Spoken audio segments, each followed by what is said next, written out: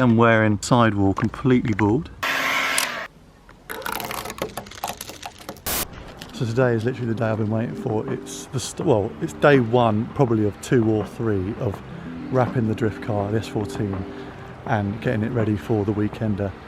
I've been kind of let down on the livery, such like, so I don't think I'm going to get the car fully ready for the actual weekender. We've got this eBay wrapping film, so it's this nice candy apple red. I don't know if you can catch that with the camera here, but candy apple red, unbranded car wrapping film, nice. And then we got the really high gloss metallic-y, high flake silver as well. Probably catching that a little bit, so it's got a lot of flake in it, which is quite nice. So they're the two I want to have together. This is going to be obviously the main car colour, and this is going to be the canards and the sort of under pieces to poke them out. Instead of them being black, I want them to be in your face, silver. We've been going at it now for most of the day, and we've managed to get a few pieces done. We've got both rear over fenders sorted. Bumper with the silver and the red. And one wing, and then the second wing. Stu from Viking Graphics has come and kindly helped out to get at least me started on the harder bits, because I have no clue myself.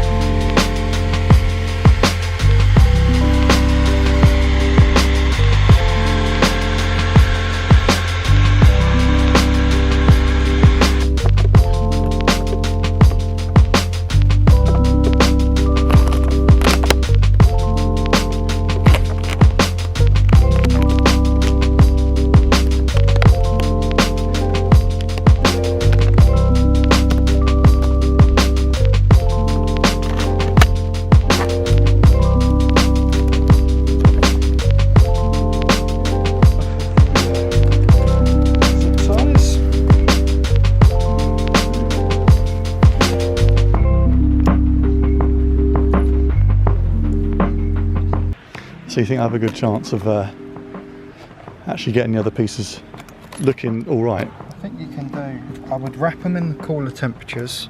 I wouldn't be wrapping them out here in this. Yeah. It just makes the material less sticky, so it means you've got more of a opportunity to piss about with it. Like if it goes down a bit funny, then you've got more of the opportunity to fight with it, if you know what I mean. Yeah.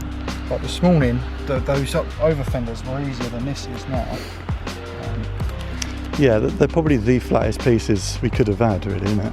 Yeah, but I needed something flat to get used to. I mean, I'd have been absolutely screwing if I'd started on the bumper, trying to get it round with all of that top coat on still. Yeah. Because we didn't know that didn't stretch.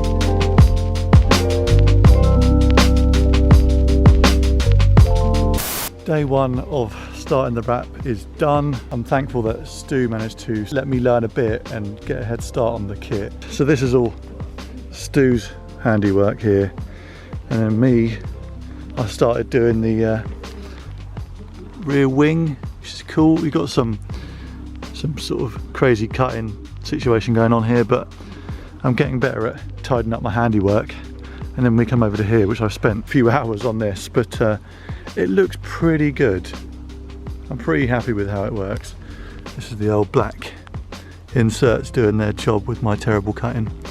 I need to get better at jaggedy as hell, so I'm gonna go along this and tidy it up, just trim along there. But overall, with a bit of squish of black here, little squish of black there, on the car, I think that's going to look pretty cool. Really happy with how the vinyl's working. It's cheap, it's like £9 a metre, and it's quite difficult to work with, shall we say, but it's really quite sticky, and I'm not afraid of it peeling up or anything, because it's really hard to peel off again, which is great. So once you've actually managed to wrestle it on there, it actually sits quite well with a bit of heat. I'm super happy with how this is going. I've got another day, well, I've got another 2 or 3 days myself doing it, because I don't think Stu's free to do any more. So massive crash course for me, monitoring how he does things, and he's showing me tricks of the trade, so I'm grateful for that. Rear bumper to do and another side skirt to do, and then the body of the car.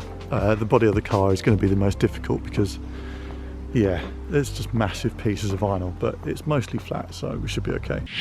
We've got to get all the tyres for the weekend at Teesside. I've loaded up the Volvo with all the wheels. I've done an order of 16 tyres. I've got to get all the tyres changed over so we're not messing about at the track. And yeah, get this car back to looking like a car.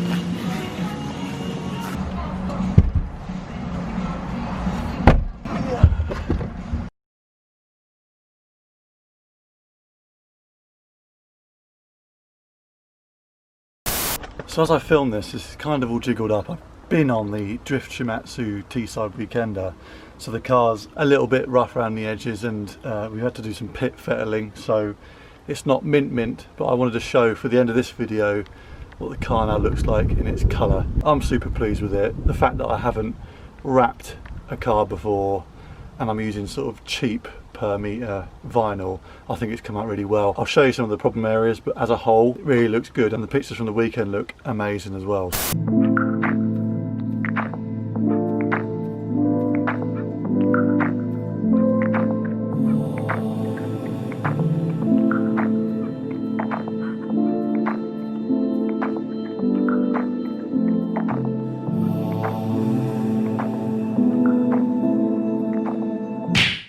So yeah, the base is all done.